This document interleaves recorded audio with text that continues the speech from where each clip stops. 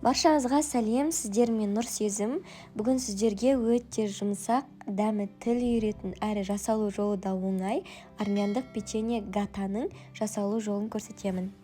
Алдымен қамырын дайындаймыз. Електен өткізілген ұнға осындай салқын майды үккіштен өткізе отырып қосамыз. Және комочек болып қалмас үшін оны қолымызбен езіп, майдалап, ұнмен біріктіріп аламыз. Кейін бір шай қасық қопсытқыш және ванилин қосып араластырып аламыз.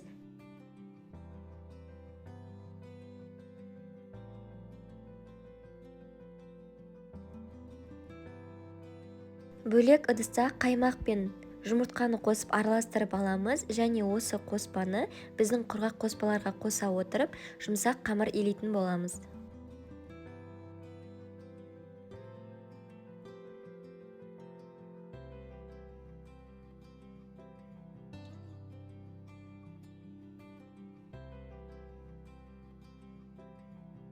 Алғашында қамыр осындай қолға жабысқақ болады. Оны енді столдың үстінде кішкене ғана ұн сеуіп, илеп алатын боламыз. Ұнды көп қосып жіберуге болмайды, себебі қамырымыз қатты болып кетуі мүмкін.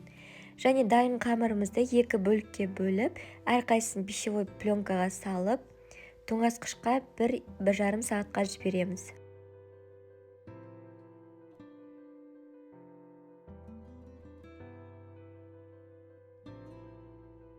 Сол аралықта салмасын дайындаймыз. Ол үшін қантқа ванилинді қосамыз және бөлме температурасындағы сары майды қосып, барлығын біріктіріп араластырамыз.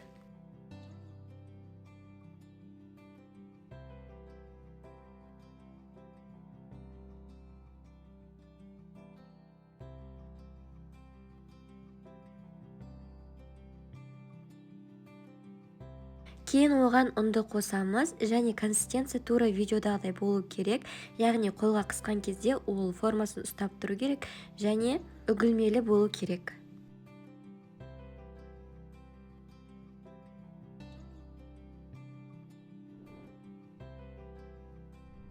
Қамырды тоңазытқыштан алып, өте жұқа етіп жайып шығамыз және оның үстіне дайын салмамызды екіге бөле отырып, жартысын қосамыз және оны үстіне жайып шығамыз. Жайып шыққаннан кейін қолымызбен басып кішкене трамбовать етеміз, себебі біздің салмамыз төгіліп шашылып кетуі мүмкін.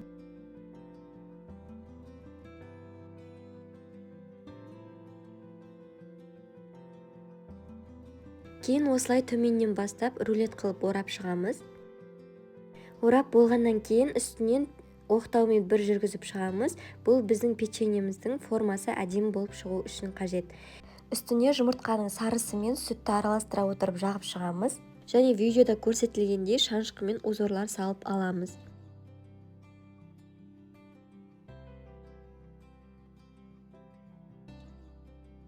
Печеньені кәдімгі пышақпен не болмаса осындай үккіштің астыңғы жағымен кесіп шығуға болады. Өте әдемі көрінеді. Қамырдың екінші бөлігін мен басқа формада, яғни ромбик тәріздес етіп кесіп алдым. Және дайын печеньелерімізді пергамент төселген противенге орналастырамыз және қызып тұрған пеште 180 градуста 30 минутта пісіріп аламыз. Бір жасағаннан ақ өте дәмді шығатын осы печеньені сізде дайындап көріңіз. Видеоны соңына дейін көрген болсаңыз, каналға тіркеліп, лайк басып, комментарий жазуды ұмытпаңыз. Баршаңызға ас болсын.